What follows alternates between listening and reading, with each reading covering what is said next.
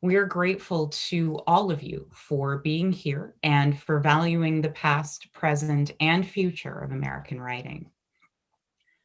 Like many of the writers on the AWM's walls and in our history, Ernest Hemingway has more written about him than he himself wrote.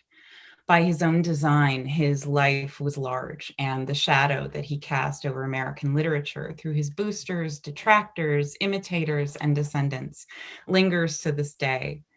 The new documentary film Hemingway by Ken Burns and Lynn Novick, which premiered on PBS this week, brought thousands of new people to an understanding of Hemingway, and hopefully to a curiosity about the writing that he prized above all things.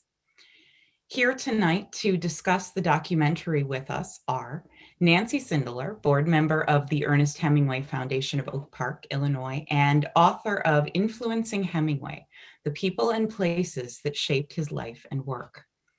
Adam Long, director of the Arkansas State University Heritage Sites, including the Hemingway-Pfeiffer Museum and Educational Center, a member of the AWM's affiliate program. And Alex Vernon, Distinguished Professor of English at Hendrix College and member of the International Hemingway Society. Going to have them join us now. I wanted to start off our discussion tonight by asking all of you, and Adam, if you don't mind starting, to tell us one thing that you liked or appreciated about the documentary, and also one thing that you wished had been expanded upon or included if it wasn't in there. Sure. So I think one of the, and I think that this is one of the thing, I'm not being unique here. This is one of the things I've heard praised pretty regularly in the reviews, but is the footage and the photos and videos that they were able to find that had not been seen before, at least not seen by me before. I think they really came up with some great stuff for that. In terms of what wasn't included, I would have loved to have seen more about the Pfeiffer family's influence on the Hemingway. Of course, biased on that account, and I know that they've got so much material to go through. So I completely understand, but I still would have loved to hear more about it. Nancy, what about you? Well, I think it was interesting the way they organized it between the man and the myth. And they separated, what was mythology or what was the myth of Hemingway and what did he really do? And I think one of the things that came out was that he really was an outdoorsman, an adventurer, and a sportsman. A lot of footage of his wives, and you could see him teaching them how to shoot, how to fish, how to ski. And, he did the same thing with his children. They were all great fishermen and interested in hunting.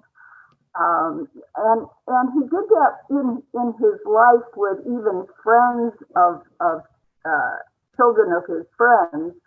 I met a man this winter when I was in Ketchum who had been a child when Hemingway lived there. And he was talking at length about how Hemingway taught him to shoot birds. And he would go on a walk with Hemingway every afternoon. And when he was little, he would have a stick and he would track the birds with a stick. And then when he was a little bit older, Hemingway gave him a pop gun. And then when he was a little bit older, Hemingway gave him a gun with one shell in it.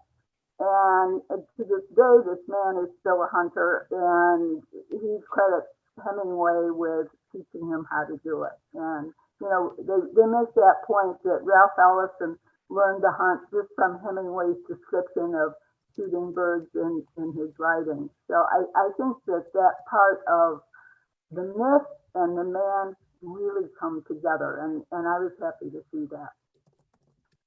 Alex, what about you?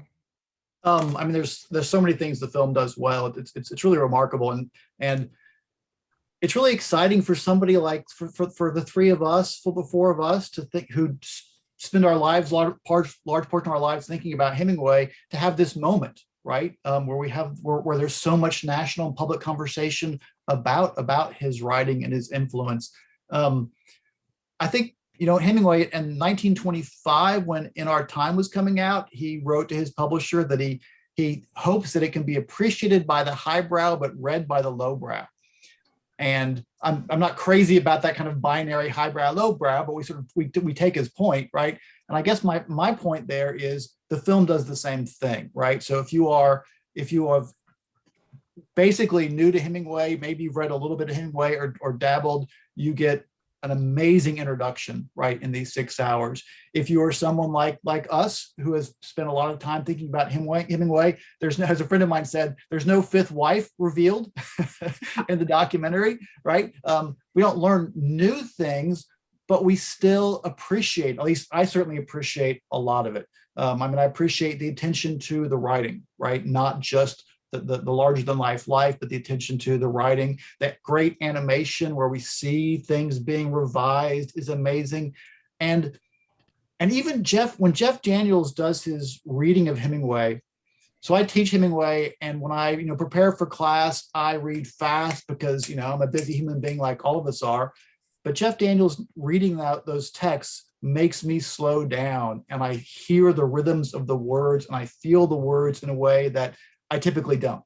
And so I really appreciated that part of it. I guess the last thing to say about what it does well, even though it's a talking head documentary, the first time I saw it at the end of episode 3, I was in tears. It really does give you the arc of this life and how sad it gets at the end of the life. And I'm not used to no offense to PBS, right? But I'm not used to talking head documentaries having that much emotional impact on me. And so I really was sort of impressed with that. What was the way into Hemingway for each of you? The film really centers, I think, you've all remarked on it, that the film really centers his writing and his work. So I wanted to ask, what was the first piece of his writing that had an impact on each of you? Nancy, did you want to start? Well, I was a teacher at Hemingway's high school, and I want to add that I was not Hemingway's teacher, as one of my students once asked me. But I taught A Farewell to Arms, and it was my favorite unit to teach. And at the end of the unit, several of the students were like, "Oh, Hemingway's life was so interesting, and school's kind of boring. Boy, I wish I were Hemingway." And so that afternoon, I walked down to the high school library and I pulled out the yearbook from 1917. And I showed my students the next day, "Look, this is what Hemingway did when he was here in this building." And, he came from this family with high expectations, and he was in a large, comprehensive high school that allowed him to try out just about everything. So when he was in high school, he was on the football team, he was on the swimming team, he was the editor of the newspaper, he played the cello in the orchestra, and he published 3 short stories before he graduated from high school. So, that was my entry, that here's this man who's from a town where, we all live. And I thought, he's really had a fascinating life. And I must say, I have enjoyed tracing his footsteps. Adam, what about you? So I guess I first read Hemingway in high school. And it was fine then, but I don't think I was quite ready for Hemingway yet at that point. And so it was probably when I read the short stories in grad school, and there was more. We read more than this, but In Our Time particularly was the one that resonated the most. And I still I would say prefer the short stories of all of his writings. Yeah, I'm sure I read some Hemingway in high school that I did not appreciate at all. I mean, I think there's a certain maturity that a lot of Hemingway requires, I think, to get kind of the nuance of adult relationships underneath it. I mean, I kind of want to tell two really quick stories. So I went to a military college, and I read Farewell to Arms on my own for the first time at that college, and so that was a novel experience, right? No pun intended on that word. So I was, for example, I was my cadet company's honor representative. So I had to teach classes in honor. And by our senior year, it was kind of boring because a cadet will not lie, cheat, or steal. We all kind of know what that means. That's not hard. So I walked in one day to the class and I sort of tossed out the script and I read the passage in A Farewell to Arms where he says, glory and honor, these are all lies told to send us to the slaughterhouse, right? And so I read that, right? And it was sort of an interesting moment. I mean, just sort of to process that book at a military school at West Point was really interesting. But I really didn't fall for Hemingway, I don't think, until graduate school, like Adam, and reading the short stories. And I was a teaching assistant, and I was supposed to do Big Two-Hearted River. And if you know that story, it's really, if you don't really know, it's just a really long story about a guy going fishing. But what Hemingway has said after it is, it's a story about the war, about World War I, with no mention of the war in it, because the main character is trying not to think about the war, basically. And I just read it as a fishing story. I turned to my office mate, a friend of mine, Amy Strong, and said, what is going on with this story? And she told me that line about, the war, there's no mention of the war in it. And at that time, I was a veteran myself. And I, instead of going to fishing, I went to graduate school, right, to sort of put the war out of my head. And suddenly it clicked for me. And so suddenly this long fishing story became a really, really interesting, dense, textured, nuanced story. I think that was really the turning point for me. There's so much that's written around the empty spaces that once you know what those spaces are, the story really becomes clear. Yeah. I was given a book in early on in college called The Wild Years that is somewhat hard to find in print now, but is a collection of Hemingway's very early journalism. And it's these very short descriptive pieces that, by and large don't really fit into any thematic framework. And they're just absolutely perfect snapshots of things. Like there's a description of the types of hats at the races that the ladies have worn, that you can see them, you can feel it, you might as well be standing in the infield. It's really, it's so evocative. And that, the power of that kind of talent really, it grabs you and it doesn't let you go. That reminds me, Allison, the second part of your earlier question about what we wish this film had done more of, I think that's my answer, is attend more to the early journalism. It does what everybody does. It mentions the Kansas City Star, it puts up the Kansas City Star style sheet, mentions the Toronto Star, and moves on. But if you really look at, journalism is a strange word for some of those pieces. He learned to do dialogue there, not from Gertrude Stein, right? He really was working on description in that early journalism and playing with form and genre and stuff. So I think that's one thing I wish the film would have maybe done a little bit more with. Yeah. Well, and his school paper as well, Nancy, that you mentioned. Yeah, he was rather self-serving as the editor of the Trapeze, which is the Oak Park High School newspaper, because while he was editor of the paper, he was also on the football team.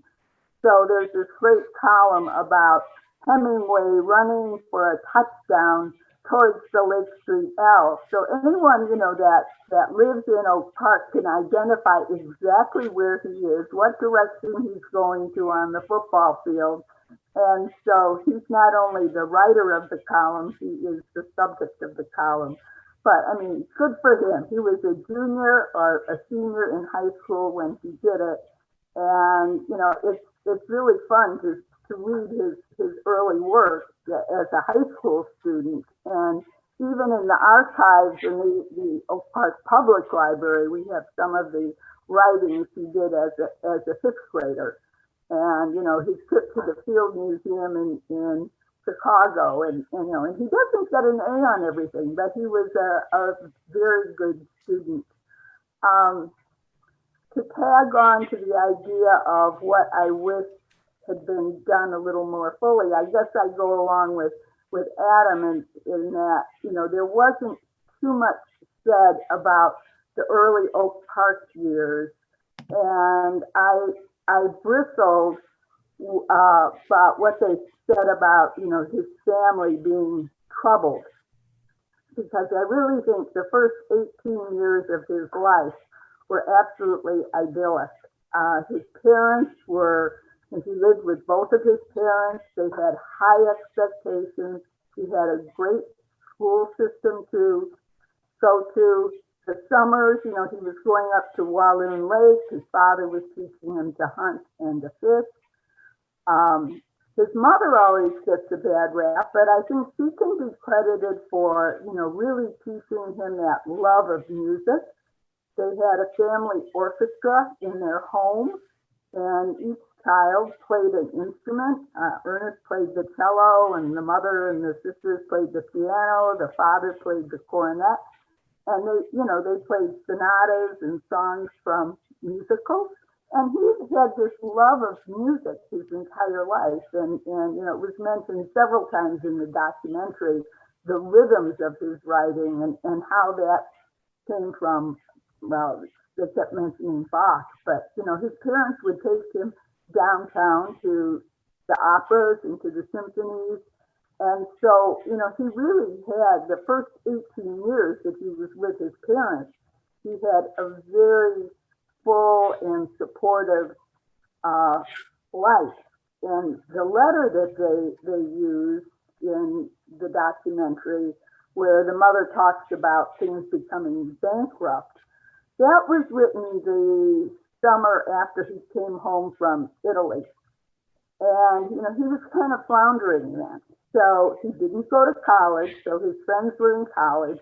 He didn't have a job, and he was supposed to be helping out at the house up on Walloon Lake doing chores, and he was never Ernest Hemingway the handyman. So his mother was kind of getting to him about, come on, Ernest, get your act together. And it's clear he resented that letter. But he did come back to Chicago. He got a job, and that's where he met Hadley, and life moved on from there. So, you know, I think for those of us who are parents, you know, we can kind of appreciate, I'm always defending Grace. You know, I think she was a strict mother, but I think because of her strictness, he wound up with a really good education and a tremendous work ethic.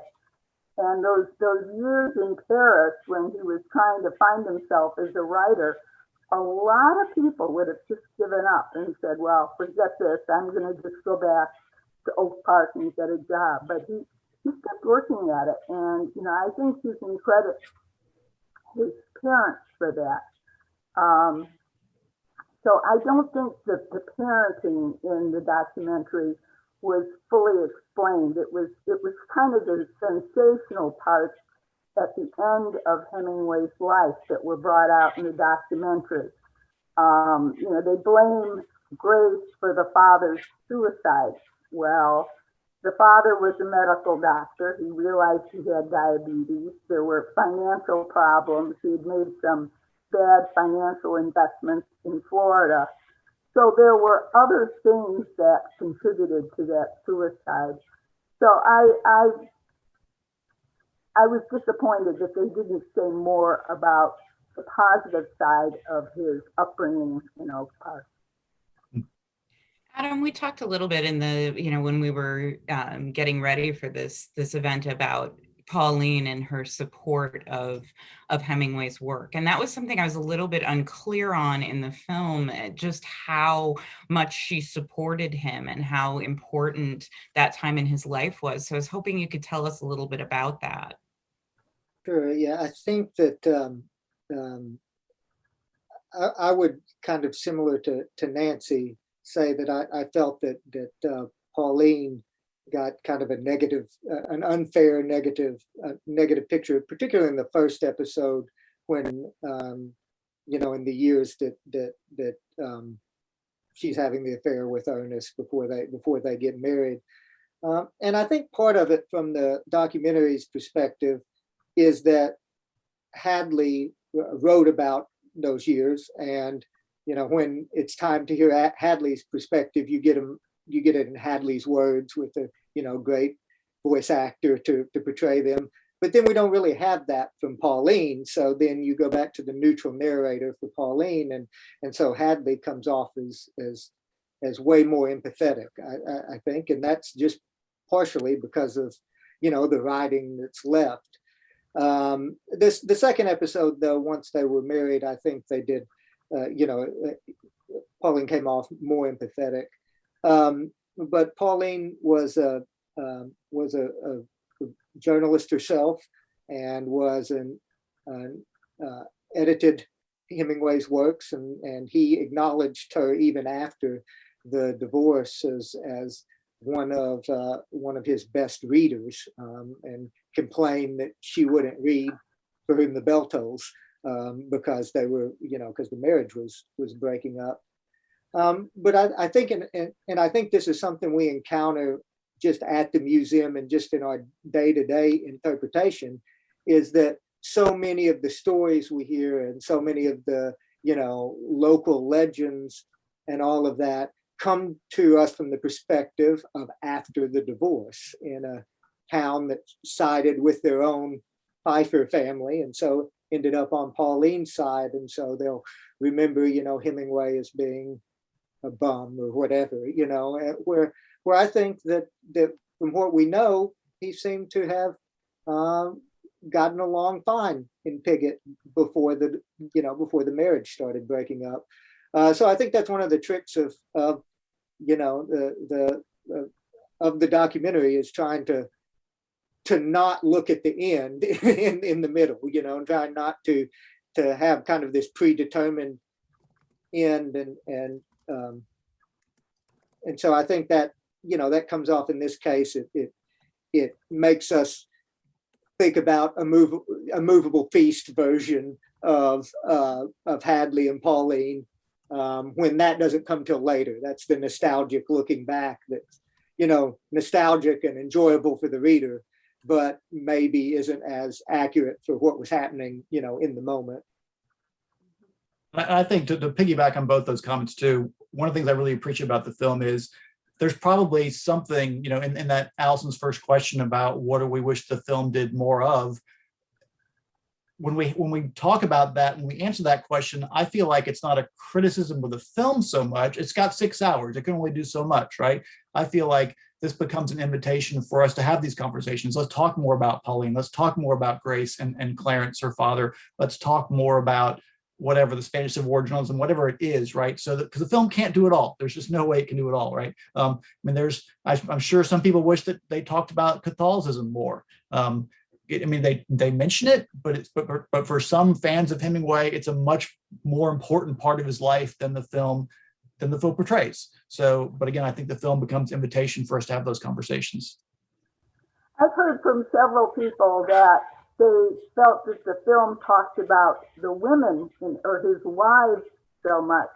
But when you go back and you look at the myth versus the man, I think it debunks the part of the myth that he was a misogynist and a womanizer, because clearly, so he was very handsome when he was young. He was charming. He had this big smile, and the women went after him. I mean, they make the point that Hadley was looking for someone, and the two of them needed someone at the time they got married, and they built a life together. And then Pauline comes on the scene, and she has her eye on Hemingway. And as Hemingway said, she used the oldest trick to man, in that she befriended Hadley to get to Ernest. And then we come across Martha Gellhorn, who clearly knows that Ernest hangs out in Sloppy Joe's. So what does she do? She puts on a nice black dress and she goes into Sloppy Joe's and runs into Ernest Hemingway. Oh my, what a surprise. And Sloppy Joe's is not the kind of place that Martha Gellhorn would have gone into on her own. She's going there because she knows Ernest is there.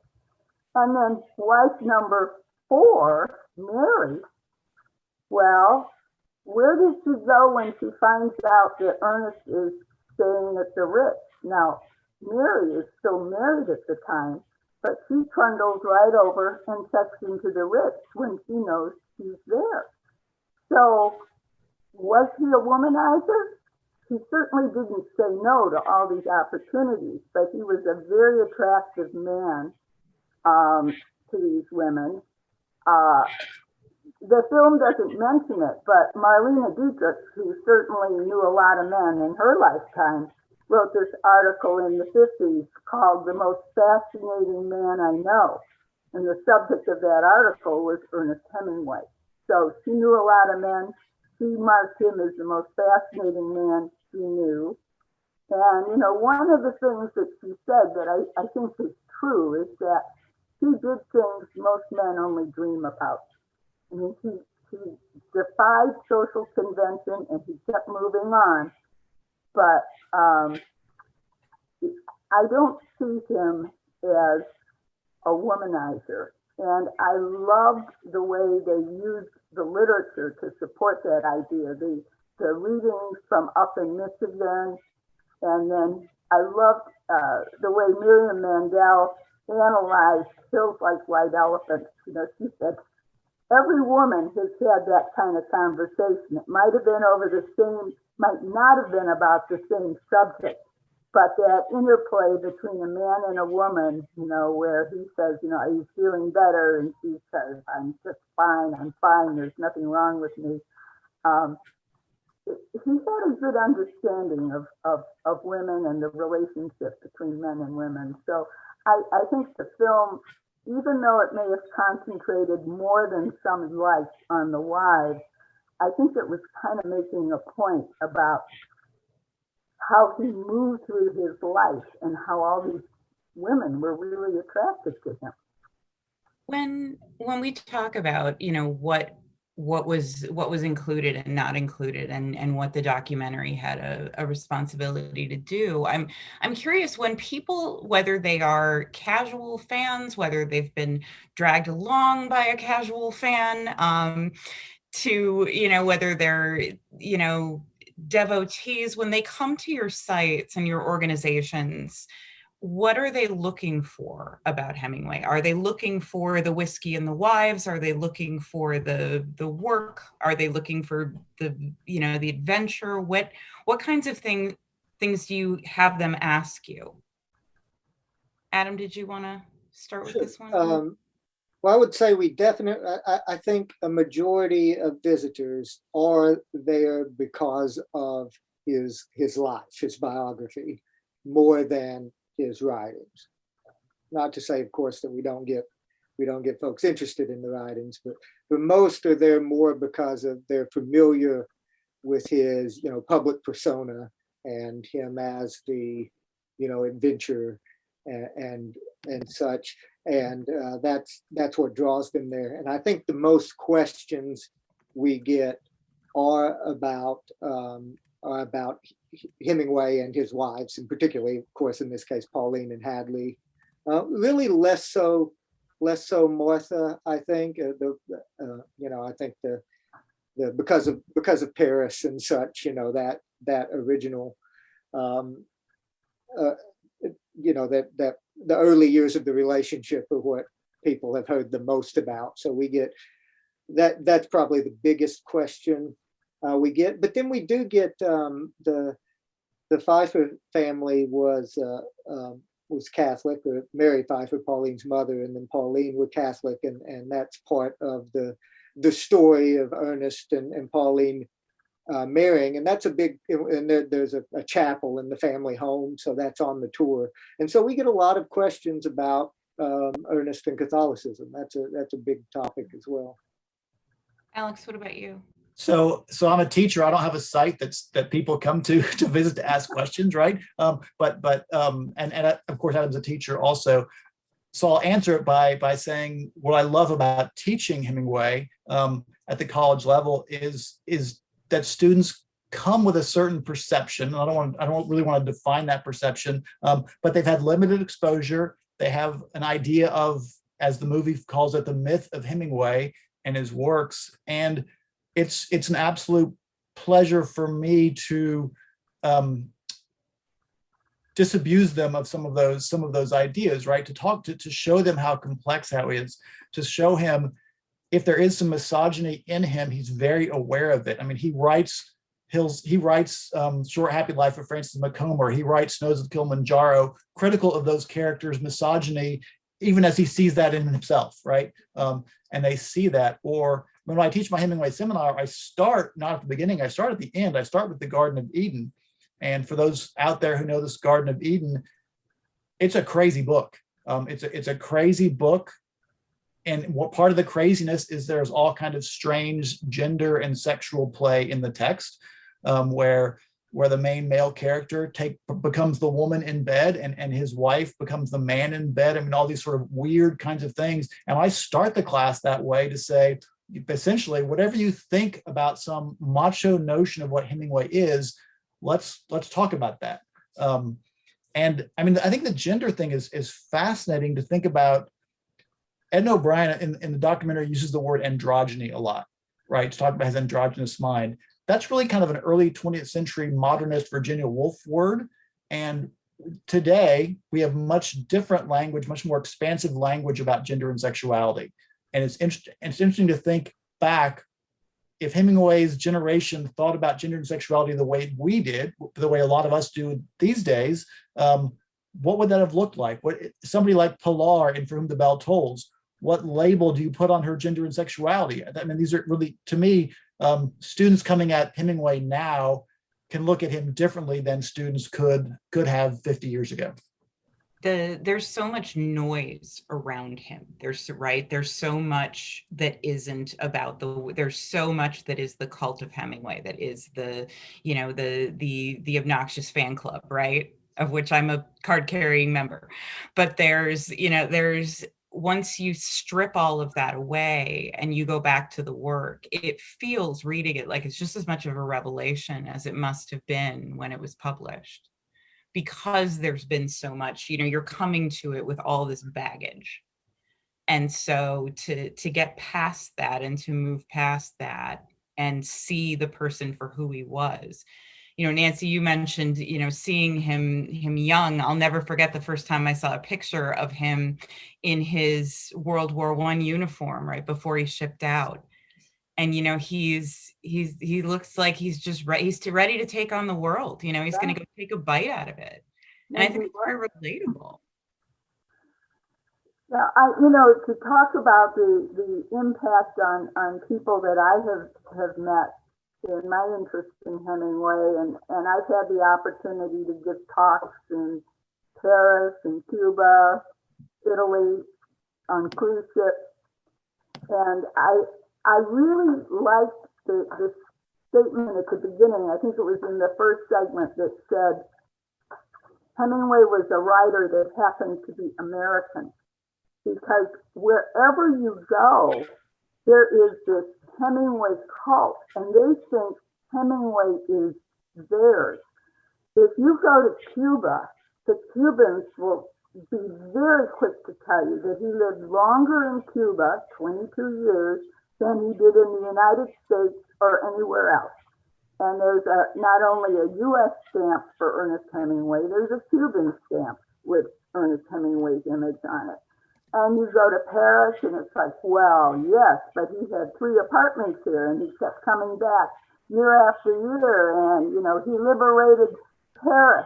And everybody has their Hemingway stories, and they are intense and passionate about how Hemingway belongs to them. So, I think part of it is he wasn't liked by everyone, but wherever he went, he had this following of people because he had this outgoing personality. He loved to tell stories, and he made connections much of the time through his interest in hunting and fishing. So I gave a talk on Hemingway at the Ritz in Paris, And so I have this picture of him with Charles Rich, who is the son of the founder. What was their connection? I mean, the Ritz in Paris is beautiful, it's elegant. Charles Rich and Hemingway, what they had in common was they both liked to fish. And this beautiful formal restaurant at the Paris Ritz is called Espadon, which means swordfish in French. There's not a swordfish in Paris, but I mean, this is Hemingway and Charles Rich getting together and like, yeah, let's name the restaurant after a swordfish. So, I mean, he really had this way of being loved by everyone. And, you know, the documentary talks about the final days in Ketchum. And so when I was there this winter, I had the opportunity to talk to people that were with him during the final days. And people were so saddened by the change that occurred at the end of his life. They knew he was in trouble. His doctor was his friend. You know, I talked with the wife of the man who pulled him away from the airplane propeller and who took the gun away from him in the vestibule. And people knew that he was in trouble, but they really didn't know how to help him. So what happened after he died was that they just wouldn't talk about him. They just all clammed up. So that was in 1961. I was there in 65 and, you know, was sort of asking about Hemingway then. And it was like, yeah, well, yeah, he's not with us anymore, but his son is still here. Now, the children of the people who were friends of Hemingway are being more open. And as the story I told about the man he taught to hunt, they are all happy to talk about Papa. And, you know, they think of him as Papa, the teacher, the hunter, and the storyteller. He was loved there. I think my favorite international audience story about Hemingway was actually in Ken Burns and Lynn Novick's one of their more recent films, the Vietnam film, right? That the 18-hour long. There's a moment, I think her name is Lemon Quay, where she was on the Ho Chi Minh Trail. That this woman sold Vietnamese soldier on the Ho Chi Minh Trail for the North, and she said she carried For Whom the Bell Tolls with her on the Ho Chi Minh Trail. And that was sort of, you know, the thing she turned to get her mind away from the war, whatever, which is sort of remarkable to think about. And I also think sometimes, so he died, as Nancy just said, in 1961. He was almost there to into the Vietnam era. And Joris Evans, the Dutch filmmaker that he made a film with during the Spanish Civil War, he made a film in Vietnam about the Vietnamese War in 1968, right? And I know he would have invited Hemingway to come with him. Gellhorn was there, as she was in El Salvador. It's sort of fascinating to think, had he kept his capacity, how much further into the 20th century he would have gone and what he would have done. One of the things that I learned when I was working at the Oak Park House many years ago was that Hemingway is used to teach English as a second language around the world. And I found out because we had an incredibly large number of requests for tour translations in Korean and in Eastern European languages. And I asked one of our visitors, I said, why is that? Why is he so popular there? And they said he's often used to teach, particularly American English, because his writing is so accessible. And so he's this ambassador for America in that way too. Mm-hmm. And his books are easy to translate because of the simplicity of the language. Mm-hmm. Yeah. The harsher critics of both Hemingway and I think the film have been, have asked why we're considering Hemingway now. It's been 60 years since he died. Nancy, as you mentioned, the youngest of his contemporaries are also passing out of living memory. And what is the reason to consider his writing relevant today? His themes are universal. And I think, most of us were introduced to Hemingway in high school or college, but it is amazing to reread you age. And I think, Old Man of the Sea is totally wasted on a 14-year-old high school student. But, if you're in your 50s, your 60s, or your 70s, boy, do you get it. And his stories just keep ringing true. I think the downside is kind of his female characters, and I'm sure, Alex, you have encountered female students that want to just slap Catherine Barclay up and down and say, get a life, because his female characters are kind of dated. But you have to go back to the time in which he lived and think about how women's roles have changed since, 1920, 1930. But his themes live on because they're so universal. I think I'm fairly successful at convincing my students that Catherine Barclay does have a life, that particular book is Frederick Henry's first person narration. So whatever words she says are actually his words, representation of what she says. And he's in a vulnerable space. It's 10 years later. So we sort of think about it from that perspective, that we're not actually seeing Catherine Barclay. We're seeing Frederick Henry's remembered version of her on the page. And that kind of recovers her a little bit. To go back to Allison's question about relevance, and I've seen some of that most reviews I've read have been really, really over the top about this film. I've certainly seen a couple of those questioning the relevance. And it's an interesting question because I think, and this is going to sound flip maybe, but part of my answer is the presupposition almost feels like if it wasn't published last week, it's not relevant, right? I mean, we still get new Jane Austen films, right? Is Jane Austen relevant? I mean, it's a really strange question in some ways. And I think Lynn Novick, in one of the many interviews or podcasts I've seen about this, said, we're actually in this cultural moment in this country of re-examining the country's myths and stories about itself. And Hemingway is part of that story, part of those myths. And so let's look at him. And his feelings about race, his feelings about gender are complicated. And they're not always good, obviously, right? But it gives us something to sort of think about the national history as well. And you can just, Nancy mentioned a few minutes ago, Hills Like White Elephants. That story is all dialogue, and it's sort of timeless. And I mean, any couple could be having that argument about an abortion, right? Anywhere, any place, you could sort of see that conversation happening, I think. Or a story like Indian Camp about a little boy who's just witnessed a horrible suicide and is in a boat with his daddy, hoping he never dies by declaring he's never going to die. I mean, I'm not sure. The dated thing is, I mean, I understand he is 100 years old. Like, the world has moved on and changed a lot. And yet in many ways it hasn't. And so, I mean, if we're going to call him not relevant, let's also call a whole lot of other people who aren't writing right this instant irrelevant too.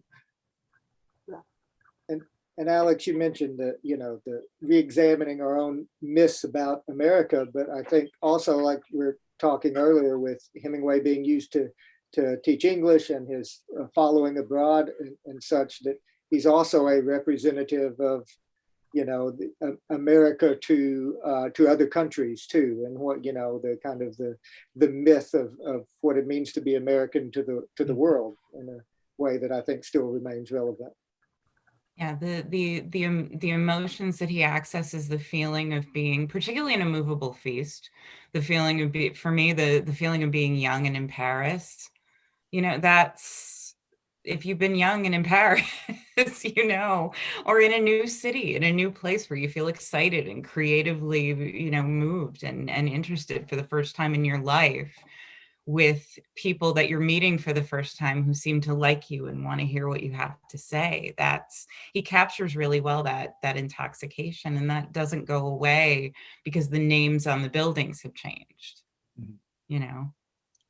I'd like to take a few questions from our audience. We have quite a few. And so whoever wants to answer these can just jump right on in. And just as a reminder to those of you watching us, if you'd like to ask something of one or all of our panelists, just type it into the Q&A box at the bottom of your screen. Our first question is from Mary, who says that Burns seemed uncomfortable with the twinning and androgyny in Hemingway's early life. And do you guys think that it was detrimental to Hemingway, or did it make him a fuller person? Don't everybody start at once.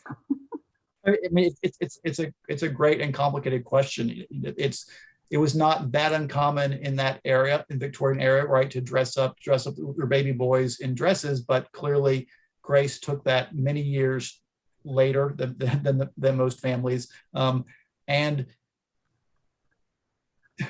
I think it complicated his life in a way that was good for literature. Whether that was good for Ernest Hemingway, I don't know.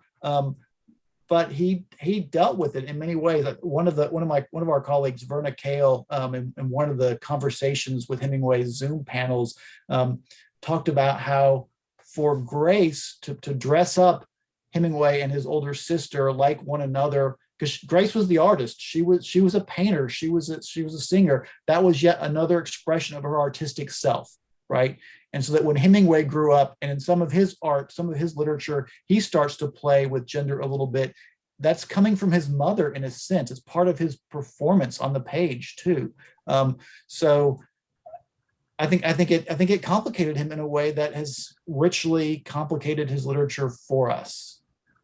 There are a lot of baby pictures of Hemingway in this little dress, but as Alex said, I mean, that was common during that time. So Hemingway was born in 1899.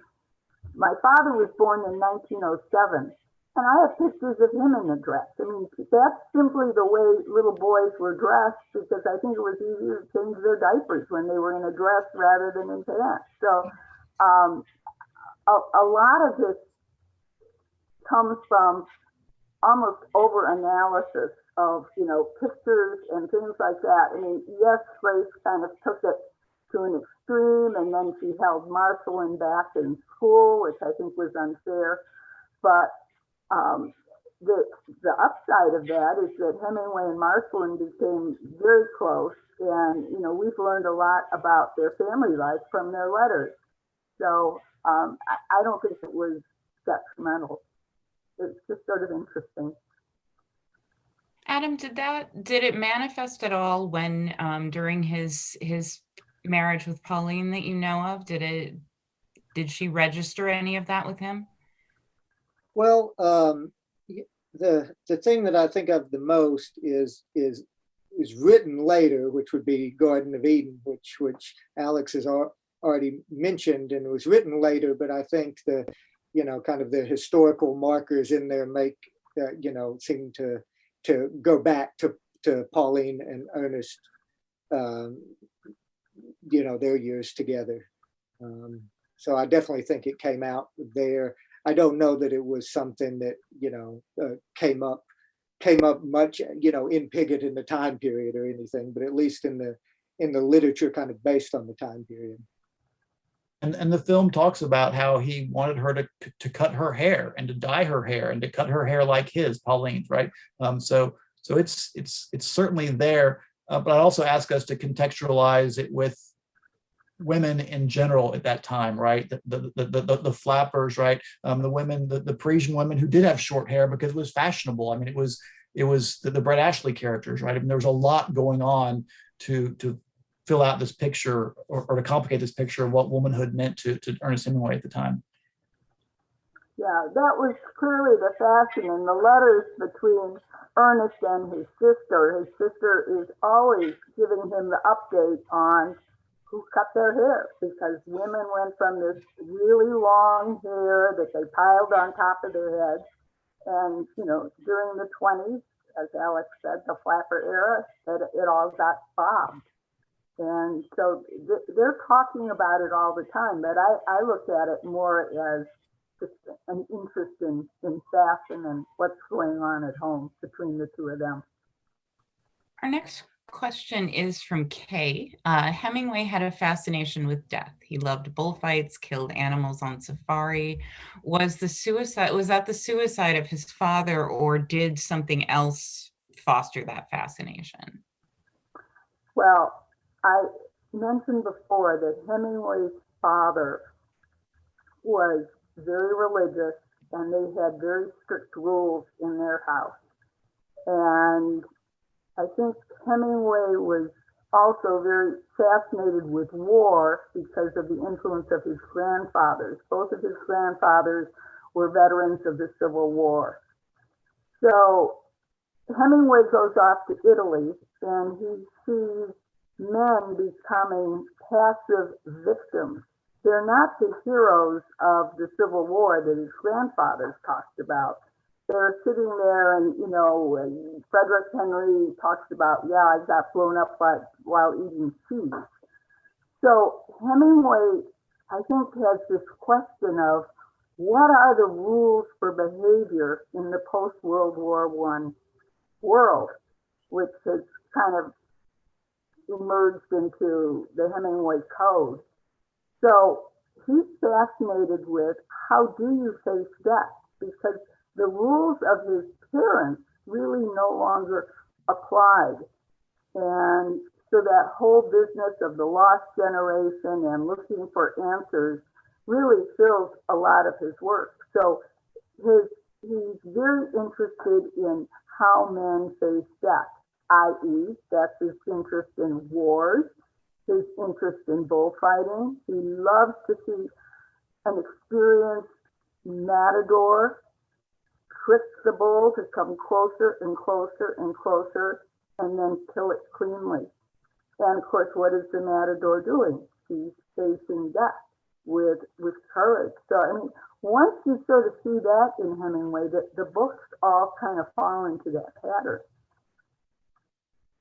Yeah, and I would add, his father killed himself, of course, later in Hemingway's life when Hemingway was almost 30. But his father was a doctor who made house calls, who sometimes took Ernest with him, and Ernest witnessed, cesarean sections that his dad would perform. I mean, he sort of saw the kind of meat that we are. Hemingway was very aware of at a young age because of his father's profession. And to bring it back to his father, the hunting thing, I think one thing for me anyway, thinking about the hunting, is his father taught him to hunt from a very young age. So, and people think about why is he so into big game hunting and big game fishing, and what's that obsession? And part of it for me is that's where he reconnects with his father. Once he's lost his father, whenever he is out there on the ocean hunting in a safari or wherever he is with his father in some way.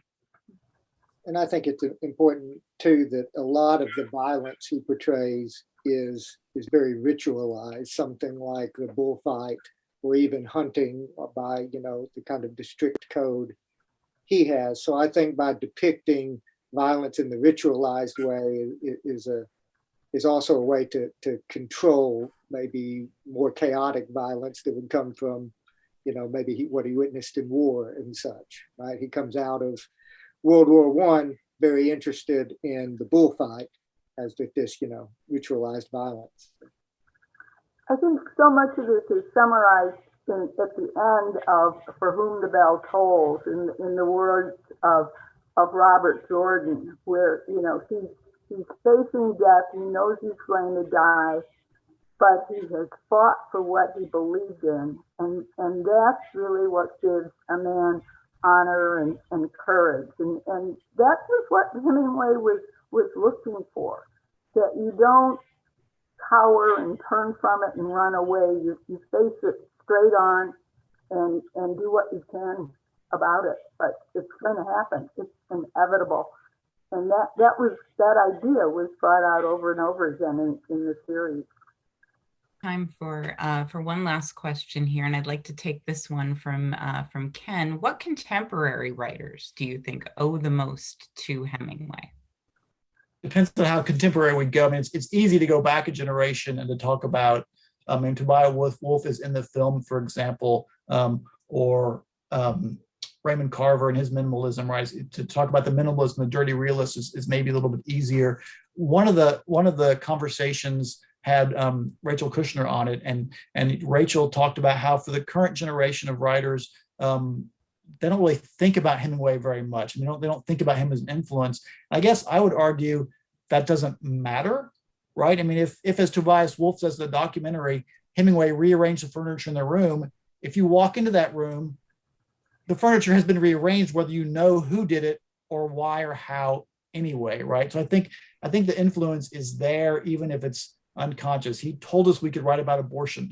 He told us, we could write about date rape, that's part of life. Life's ugliness is part of life. And I think one thing that I like to tell my students is, or anybody, go back and read some 19th century writers. Go back and read, Henry James or the Brontes or whatever, then pick up Hemingway. And I think you might have an aha moment about how he redirected the way prose style in English happens. Hemingway is often copied, but he had this iceberg theory, and I don't think anyone quite gets to it the way he did, where he doesn't tell the reader what to think. He doesn't say, "Oh, she was a beautiful woman with blonde hair and green eyes, and she had this soft, lovely voice." What he does is he describes this person: blonde hair, green eyes, and the voice and the words. And the reader then brings their own conclusion to that.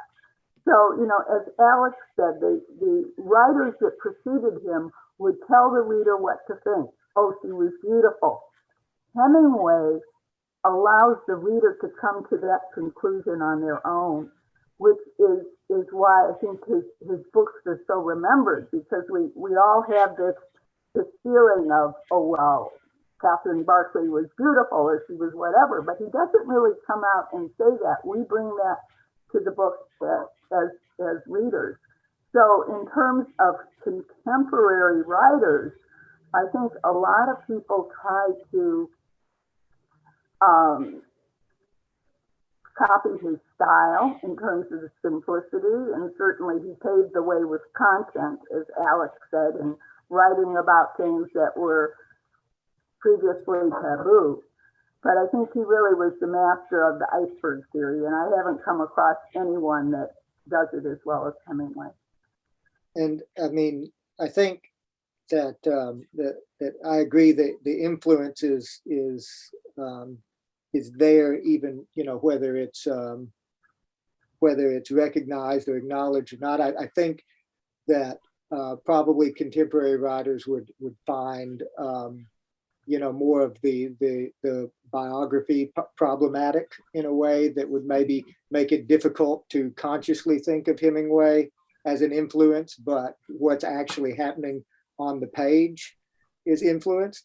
But that being said, no matter how you judge the biography, the idea of a writer of such celebrity, I think, is something that I can't think of really having been repeated since. I mean, the Burns and Novick keep mentioning Twain before, and which I think is fair, but I don't know that we've had another American author of quite that sort of public status as Hemingway. I want to thank all three of you for being here with us tonight. I want to thank everybody who's been watching and listening and commenting and asking questions. I'm sorry we weren't able to get to all of the questions tonight, but they were all wonderful. Alex, Nancy, Adam, thank you very much. For those of you who are still on in the chat, we've posted links to their organizations and books, and we'll put the International Hemingway Society in there too. And so I wanted to just say thank you for a wonderful discussion. We could talk about Hemingway all night.